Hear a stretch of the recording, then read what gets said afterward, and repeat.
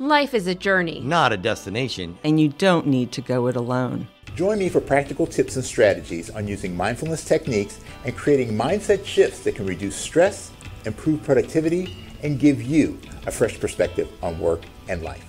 This is a Candy Factory Mini. Mastering the Mindful Mindset with Jose Johnson. Hi, and welcome to this week's episode of Mastering the Mindful Mindset. I'm your host, Jose Johnson. Today, we're going to talk about how perceptions, beliefs, and expectations create our reality. But first, let's set the stage properly by doing a little reset. Now, if you've watched any of the previous episodes, you'll hopefully remember this exercise. If you haven't watched any yet, don't worry. You can still easily follow along. Just make sure you go all the way back to episode 1 and watch it later so you can catch all of the details. All right, so starting by either sitting or standing, put one hand just below your belly button and one in the small of your back. And imagine your abdomen is like a big balloon. And we're just going to take a nice deep breath in, filling the belly. So a deep breath in.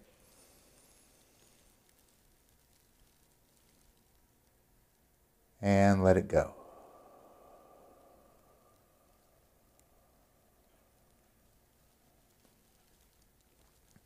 Again, a deep breath in.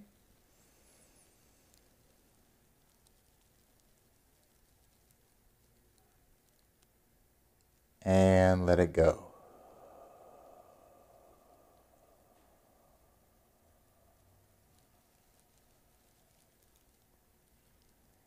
And one more deep breath in.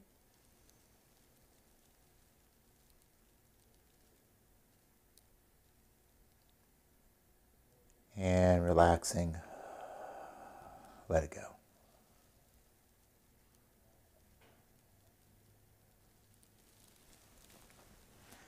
All right, hopefully that little reset has allowed you to clear your mind and get you into the right state of mind for our time together today.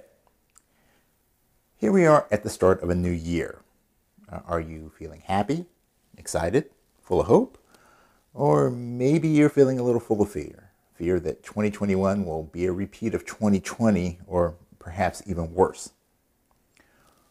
What do you see when you look at the world that we live in today? And what do you expect to see when you look towards the future? Now, these are very important questions. Why? Because our external world is a reflection of our inner world. And we attract into our lives the things that match what we send out. Now, as I've said before, our personal reality is created by our thoughts, beliefs, actions, and reactions.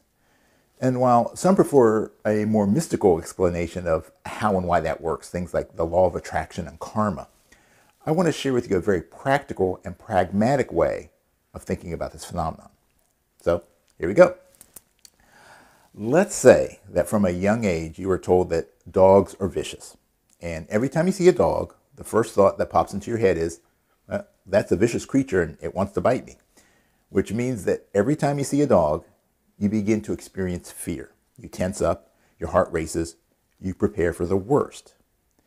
And if you know anything about dogs, they react to your emotions. So if you're expressing fear, they react in an instinctive manner. They start to bark and growl. And that reinforces your belief that they're vicious. Now, maybe that dog was vicious. Maybe it wasn't. But what really set it off was not as much its disposition, but its natural reaction to your actions. So you, in effect, created the reality that you anticipated, which is that you need to be afraid of dogs. And by acting in a fearful way, you basically found exactly what you were looking for. This is an example of the law of attraction and karma at work.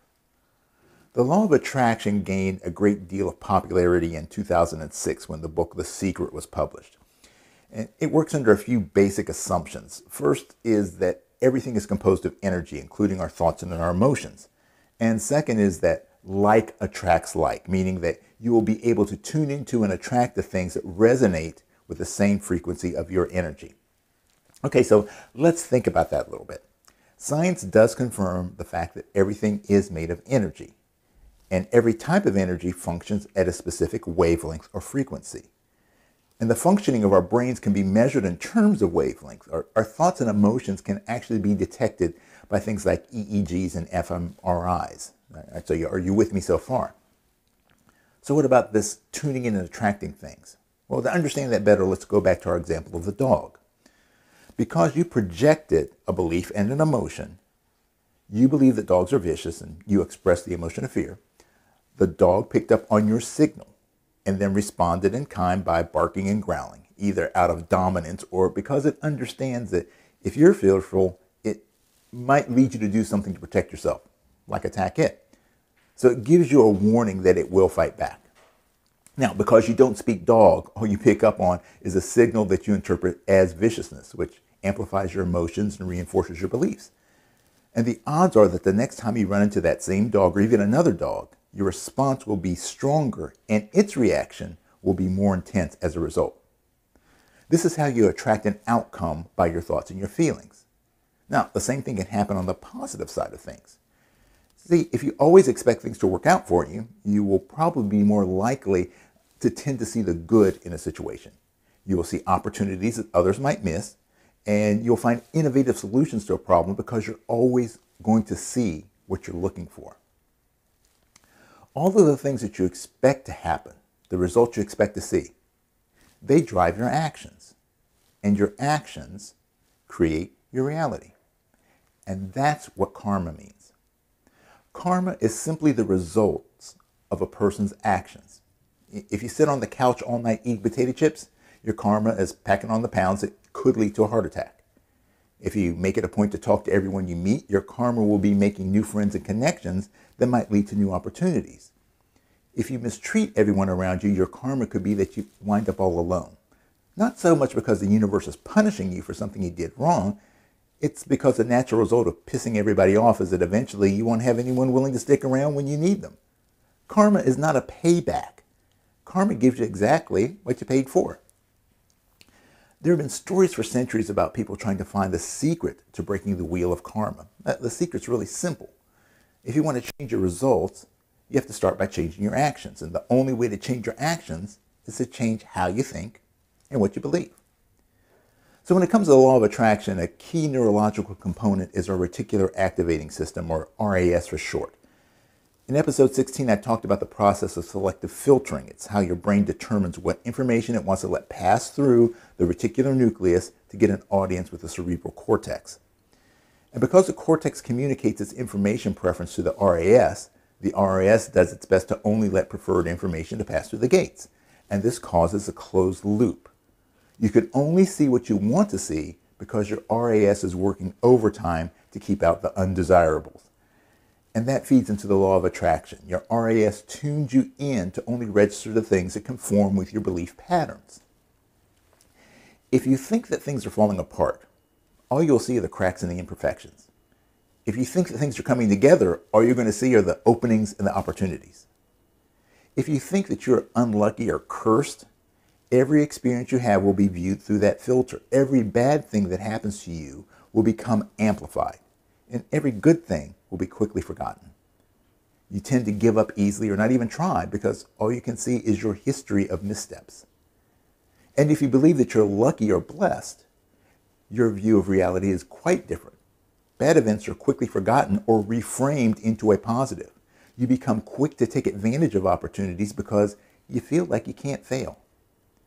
And the more you see, the more you believe. And that belief will drive your decisions and your actions. And your consistent actions create a probable outcome.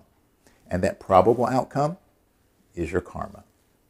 Now, let's consider another way that the brain and the law of attraction work together. Have you ever heard of mirror neurons?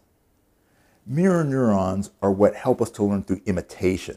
They're also one of the reasons that we feel empathy. And they're a part of the foundation of our social structure. It's like the old saying, monkey see, monkey do. Mirror neurons are responsible for things like subtle shifts in your posture to match the person that you're talking to, all the way up to major acts of destruction as part of what we call a mob mentality. Mirror neurons shape our behavior based on the things that we observe. Now, remember that the RAS tends to ignore the things that don't support our mindset. And it gives priority treatment to the things that do. So it stands to reason that we will focus more on the actions and traits that are in alignment with what we already think, feel, and believe. And the more we see those traits in others, the stronger they become inside of us. And this creates a feedback loop, just like the one that occurs between the cerebral cortex and the reticular nucleus. Now, recently, we've seen perfect examples of how this happens. Take, for example, all of the wild conspiracy theories about everything from election fraud to the pandemic. Most of us have a vivid imagination. We want to believe that there is more going on than meets the eye, and we are the only ones who know the truth. But for the most part, we keep it to ourselves. And until someone else starts talking about the same thing, and particularly if that person is in some position of authority, you see and hear that behavior which resonates with your mirror neurons, and that gives you the okay to express the same thoughts, beliefs, and actions. Now, by expressing those same traits, that provides feedback to that person and to others that their behavior is acceptable, which strengthens the behavior, which increases the influence on your actions, which further validates their beliefs, and so on and so on. Now, remember, there's nothing inherently good or bad about a feedback loop. It's all in how it's used. See, the power of mirror neurons can also be used to shape positive behavior. That's part of what Gandhi was getting to with his statement, "Become the change which you wish to see in the world." When you start expressing new actions and attitudes, you will start to attract others who have similar beliefs and desires. And through the feedback loop, the impact of each person's actions will be amplified. And the more confident you are in your beliefs, the bolder and more consistent you get with your actions. And the result of those actions is your karma. So, however you want to look at it, the law of attraction is hardwired into our brains, and karma is as scientific as it is spiritual. So what does all this mean to you? How is any of this helpful? Well, let's start with what the most obvious point is. None of this will be helpful to you if you don't believe that it's going to be helpful. If you believe that things like the law of attraction and karma are just mystical hogwash, you will not be in a receptive state to attract the knowledge. And if you think that the science behind this is all fake news and that it's impossible to change your thoughts and beliefs, your brain is restricting the opportunities for you to see things in a different light. So if you are striving to make change in yourself and change in the world, you must first be willing to change your mental programming. Now, you can begin to reprogram your reticular activating system by practicing affirmations and gratitude regularly, setting goals and using visualization, meditating or praying more often, changing up your news and entertainment sources, and practicing mindfulness. And to better access the power of your mirror neurons, study the people that have the traits you are trying to develop. Start hanging out more with the kind of people who have the attitude you're trying to cultivate, and less with those who would hold you into your old patterns. Find a coach or a mentor, and obviously keep watching this show. So there you have it. I hope that you enjoyed our time together and that you have some new ideas on how the law of attraction and karma are a result of your mindset. If you have a question or topic that you would like me to cover in a future episode, just drop it in the comment section and I will do my absolute best to help you out. Make sure you subscribe and share this episode with someone that you feel could benefit from this type of information. And also, please take time to check out all of the other fantastic programming brought to you here on the Candy Factory Collective.